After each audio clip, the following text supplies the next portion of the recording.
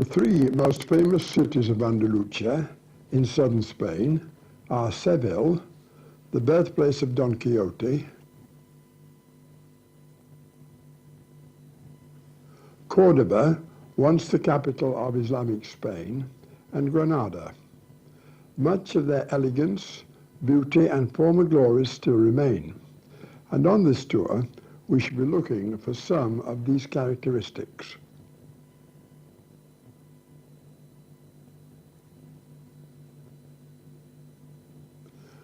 Seville is a city of blue skies and sunshine.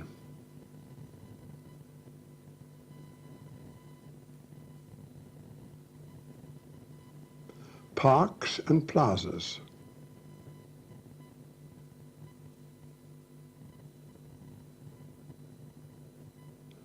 Fountains and flamenco.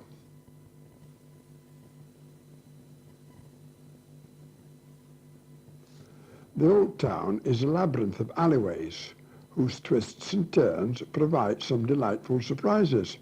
For instance, there are some 200 flower baskets on the walls around this small courtyard. It takes 2 hours each day to water them all.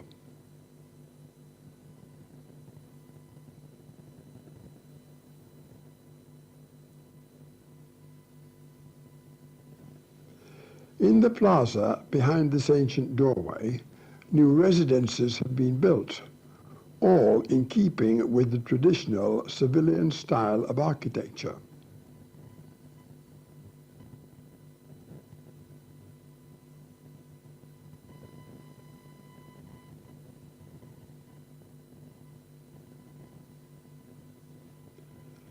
Amongst many historic buildings, the Giralda Tower dominates the scene like a lighthouse. Some 250 feet high, the climb to the top is by a series of ramps. Pausing on the way up for a breather and to look out over the city and over the roof of the cathedral, which is the third largest in the Christian world. The belfry is as far as visitors can go, but above is the great weather vane, surmounted by the Statue of Faith. And below, the river stretches out like a ribbon in the distance. The river Guadalquivir is a prominent feature of the Sevillian scene, in which light, climate and landscape play equally important parts. The Golden Tower was built on the old ramparts as a defense for the harbor. Seville is a city where large green open spaces lend beauty to the urban setting. Probably the most well-known of these gardens is the Maria Louise Park.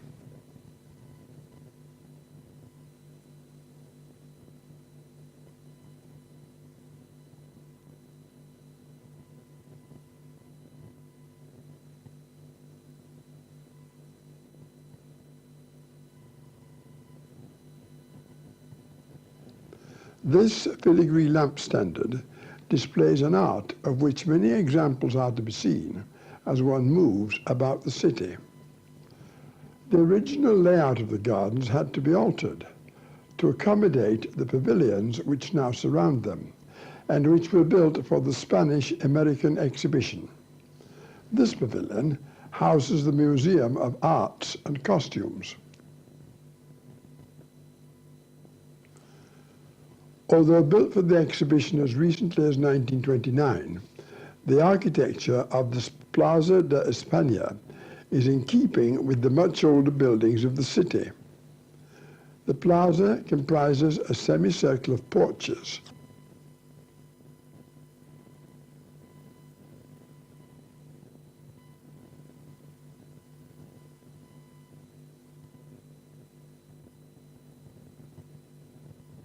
And below the balustrades are mosaics for each of the Spanish provinces.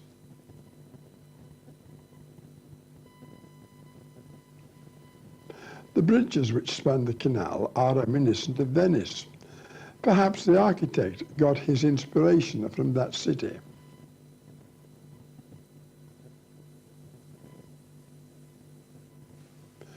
We did not see any theatres in Seville, but there were several pavilions where flamenco dancing took place into the early hours of the morning.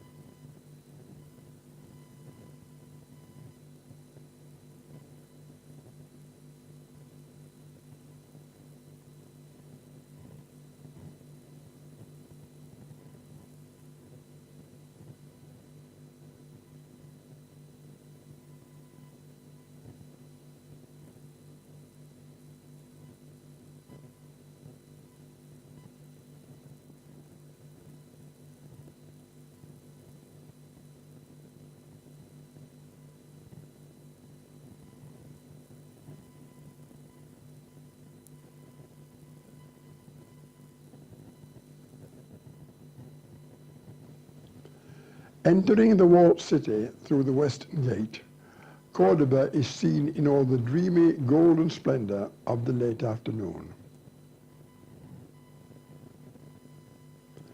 Saint Raphael, the city's patron saint, looks down from his lofty position to the gate of El Puente, leading to this bridge. Built by the Romans, rebuilt by the Moors, and several times restored, it has 16 arches, each resting on solid cylindrical supports. In the foreground are ruins of Arab flour mills, which were so noisy when they were working that they had to be stopped when Queen Isabella was in residence in her palace opposite, so as not to disturb her slumbers.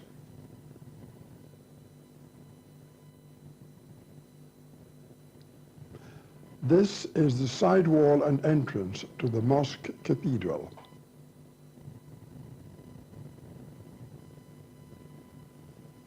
Inside, there is a seemingly unending labyrinth of jasper and marble columns, some 850 of them.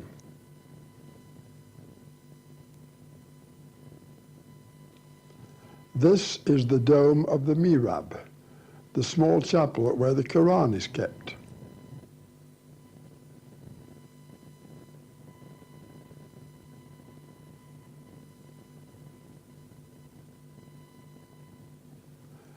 The Christian cathedral is situated right at the heart of the mosque and features a variety of architectural styles, probably because it took 200 years to complete the building of the cathedral.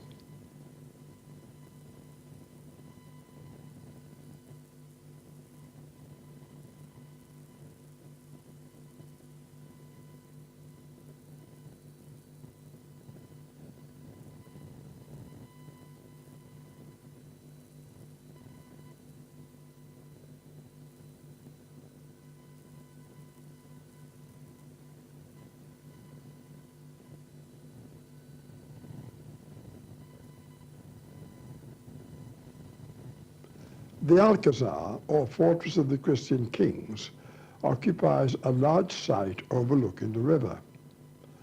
Built in the 14th century, its strong walls and defensive towers still remain in good condition.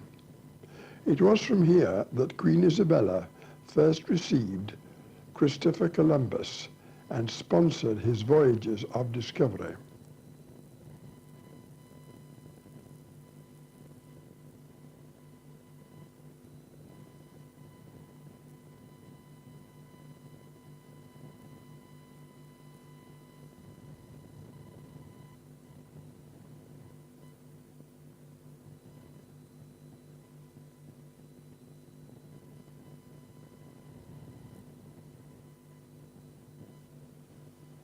And from the pools of the Alcazar, we move to this patio of a fine 16th century building which houses an exhibition of local arts and crafts.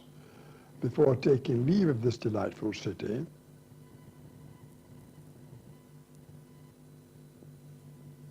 and moving on to Granada and to the Alhambra, a palatial city sprawling across the hillside bearing its name and defended by a network of walls and towers. The palace, built by Emperor Charles V, is an outstanding example of Renaissance architecture and encloses several salons and courts.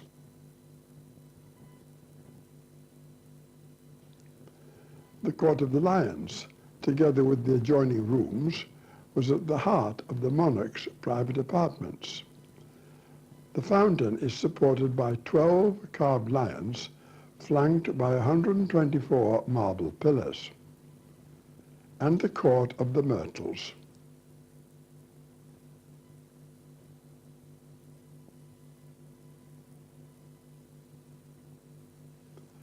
The view from here is over the Albaycin, the twin hill to the Alhambra, on the opposite side of the river, where it is said that gypsies live in the caves on the hillside. Above and behind the Alhambra is the Generalife, the summer palace of the Moorish kings, with delightful gardens, olive trees, and the cool and beautiful court of the running water.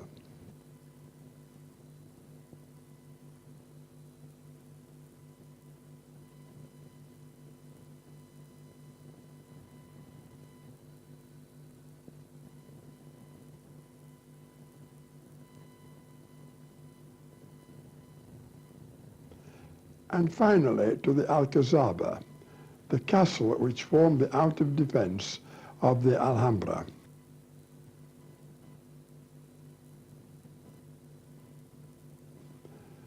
The mountains in the distance are the Sierra Nevada. The bell of the Torre de la Vela sounded the alarm when the city was threatened. As night falls over Granada, we recall what an exciting and fabulous tour this has been for us, and one which we can thoroughly recommend.